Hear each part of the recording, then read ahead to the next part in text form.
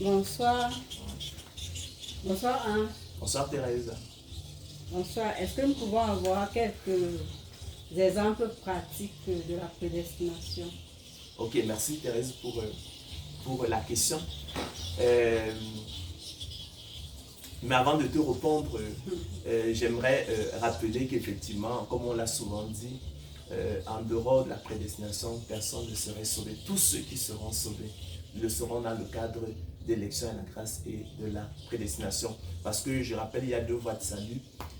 On a la foi d'une part, qu'on appelle encore, je l'ai dit, l'élection à la grâce, la prédestination des élus de Dieu, c'est la justice sans les œuvres, qui accorde dans un salut absolument inconditionnel des élus de Dieu et qui s'oppose donc à la loi qui, elle, nous l'avons dit, accorde un salut conditionnel des élus de Dieu qui nous condamne tous.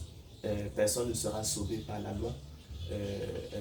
L'apôtre Paul appellera donc le ministère de la mort, le ministère de la condamnation, le ministère de la malédiction.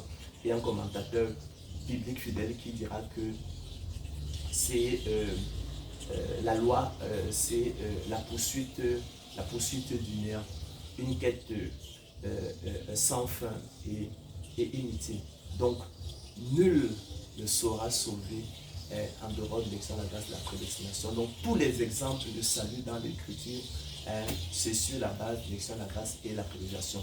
Donc, il faut donc toujours rechercher, lorsqu'on lit l'Écriture, rechercher l'élection de la grâce, les traces de l'élection de la grâce, les traces de la prédestination. Les exemples abondent. L'exemple classique, c'est celui d'Israël, qui est le peuple terrestre élu de Dieu, appelé à manifester la gloire de l'Éternel Dieu parmi les nations. L'Éternel rappelle à Israël qu'il ne l'a pas choisi en raison de sa justice. Au contraire, il souligne la rébellion.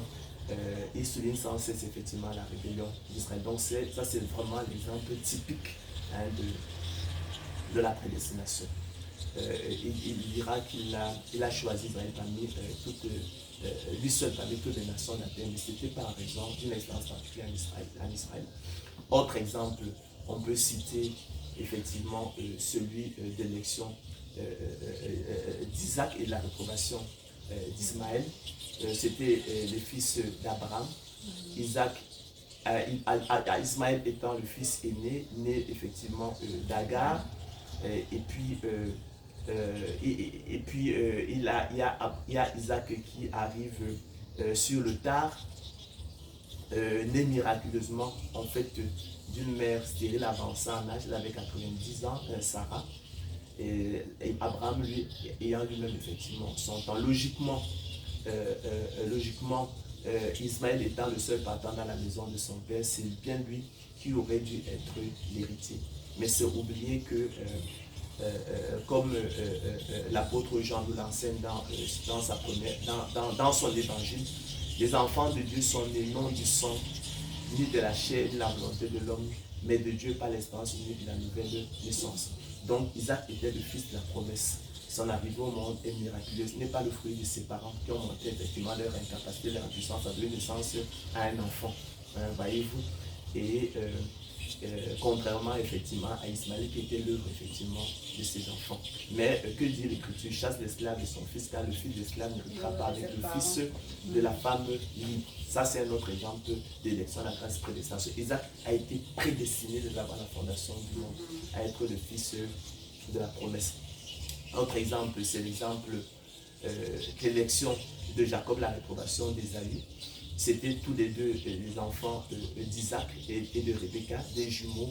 Ésaü aîné et Jacob cadet. Mais là encore, vous voyez que les droits d'aînesse a été bafoué, foulé au pied de Dieu. Lui, il agit autrement. Avant la naissance des enfants, il a révélé à Rebecca que l'aîné sera assujetti au plus jeune. Ça aussi, afin que le dessein d'élection de Dieu ça sans dépendre des œuvres et pas la seule volonté de celui qui appelle. Ça, c'est un autre exemple d'élection à la grâce de prédestination. On peut ajouter sur cette liste-là l'approbation de l'offrande d'Abel et la réprobation de la voix de Caïn. Caïn et Abel qui sont les fils d'Adam et Ève, Caïn étant le fils aîné, et Abel, ton frère cadet, Abel qui offre à l'Éternel une offrande des fruits de la terre, symbole, comme vous le savez, de la confiance en la chair et de l'illusion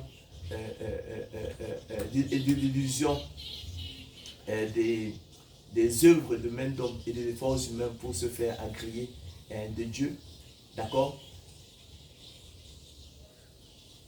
Abel, par contre, lui offrit à l'Éternel une offrande des premiers-nés de son troupeau et de leur graisse. Cette offrande qui symbolisait, qui préfigurait effectivement le sacrifice expiatoire et substitut du Christ à la croix de Golgotha, fut effectivement agréée.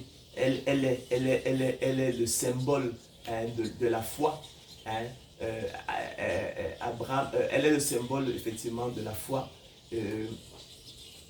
qui effectivement ne regarde pas, effectivement, qui ne compte pas sur les œuvres de la chair, mais qui regarde effectivement à l'œuvre accomplie par le Seigneur Christ à la croix de Golgotha. Donc ça, c'était une préfiguration effectivement de l'œuvre accomplie par le Seigneur Christ à la croix, qui lui-même est qui est l'agneau de Dieu qui ôte le péché du monde, qui est le premier-né en toute chose, le premier de la création.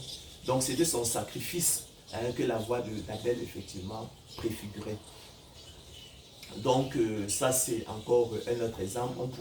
Les exemples sont légion. On pourrait parler de la prédestination de Joseph qui effectivement est un type du Christ qui était prédestiné à recevoir la suprématie dans la famille de son père Jacob à travers 2 rêves prémonitoire qui avaient été annoncés à l'âge de 17 ans à l'enfant et qui fut accompli en fait contre son gré en Égypte parce qu'il a été vendu contre son gré. Il a des commerçants ismaélites qui le vendirent en Égypte.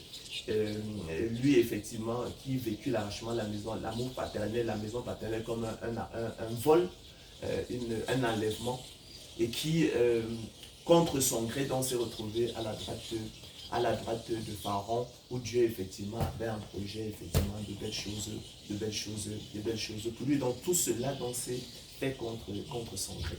Tout comme il a été jeté en prison justement contre son gré, ce qui lui a permis d'établir les ponts avec le Pharaon, parce qu'effectivement c'est par les entretiens avec les prisonniers qu'il a pu mettre en lumière le don prodigieux d'interprétation des rêves que le Seigneur effectivement lui avait accordé. On pourrait parler de Paul, de Saul, de Tarse. On pourrait parler de beaucoup d'autres choses. Le fils prodigue, par exemple. Comment? Le fils prodigue. Oui, la parabole du fils prodigue, effectivement, avec le fils prodigue et puis son frère aîné, le fils prodigue, effectivement, qui symbolise justement la justice sans les œuvres, et le frère cadet qui a rejeté la grâce de Dieu et qui, lui, était attaché aux œuvres. Ben, effectivement, il a été confondu. C'est le fils prodigue, après, effectivement, qui soit revenu vers le Père, effectivement, qui fut honoré. Donc, les exemples abondent. Je vous renvoie donc, effectivement, au livre intitulé Discours sur le salut, que vous pourrez retrouver pour ceux qui sont à Yaoundé, à la librairie Au Vive, qui est située au premier étage au-dessus de la pharmacie du Soleil. Non, pas la pharmacie française. Je vous renvoie également à YouTube sur le titre Ange Ombolo TV. Merci Ange. Ben, je t'en prie, Thérèse. Au revoir.